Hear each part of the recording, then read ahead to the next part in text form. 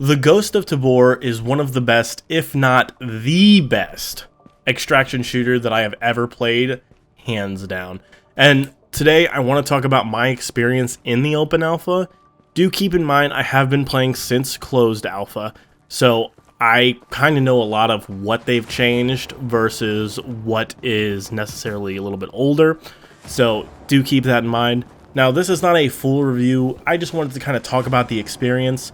And if you are someone that owns a Quest or PC VR, you can request access until Wednesday, because Wednesday is when they stop the open alpha and moved into their closed beta phase.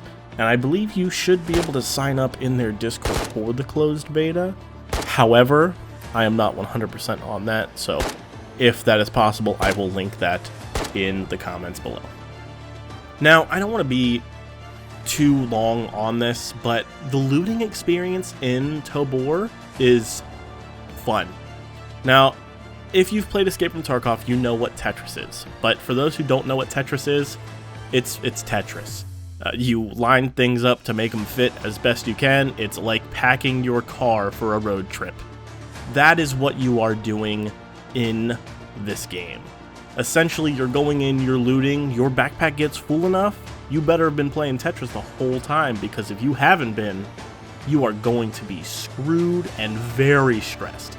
Now, I think this adds to the experience 110%, and I enjoy the looting experience because everything is so physical. All the interactions are super physical, and I think overall, people that are going to be very into this extraction shooter are probably going to have the most fun when they are under stress trying to reorganize that backpack to get that one item that they really need. Or,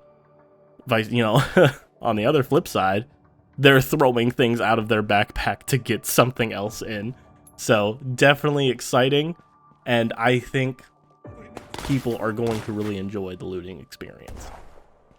Now, moving on to the weapons, there's definitely a few weapons that you got to use in this beta, and as you saw with some of this gameplay, wow, some of them are bad. But that being said, there is just an immense amount of different weapons. I found myself using the pistol more than anything, just because that was the easiest to obtain.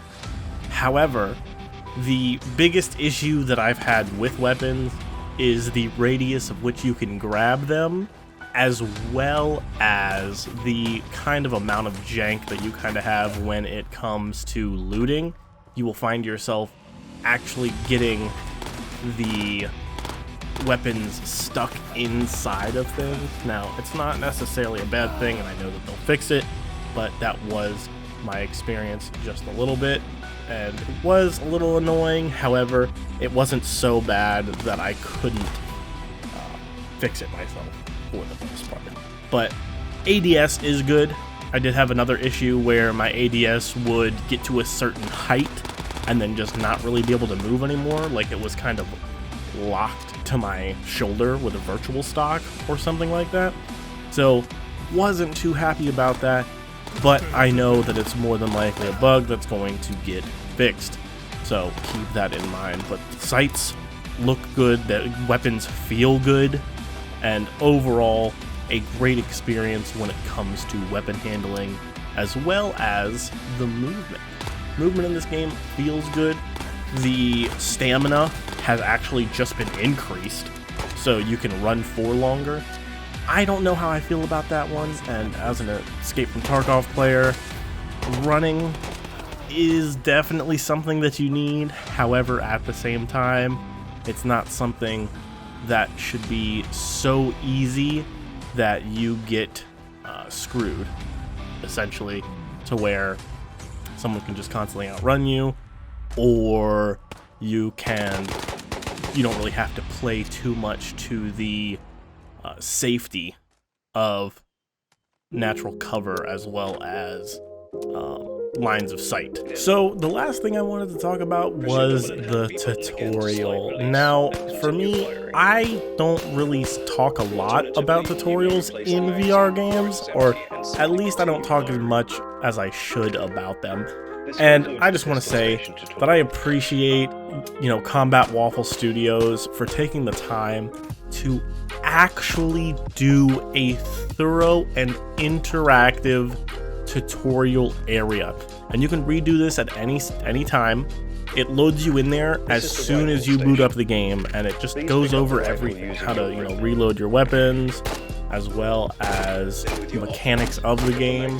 And they just do a fantastic job of kind of nudging people into the experience and what they're pretty much going to get.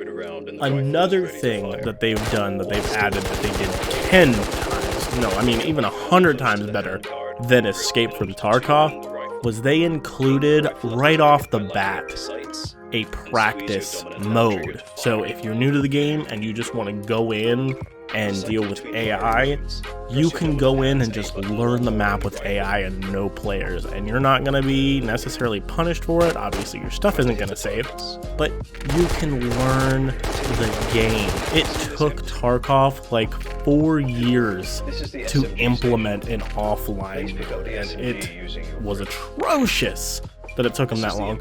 And I'm glad that Combat Waffle Studios knows that people are going to want that. That being said, again, the open alpha ends Wednesday, the 15th, and the game's planned release date is the 20th, but I don't know if it's going to be a full release. I think we're going to see a beta release, an open beta release. So, that being said, I don't know if it's going to be a full release, so we will kind of have to see. Obviously, that's only 8 days out from today, so do keep that in mind. Again, I do want to thank you all for watching. If you enjoyed the video, definitely make sure to leave a like. If you plan on getting this, leave a comment below. If you don't really care about this, well, I guess you probably already left, or you're going to dislike the video. So again, my name is Butter Something. I want to thank you all for watching. Please like, share, subscribe, and I'll see you all in the next one.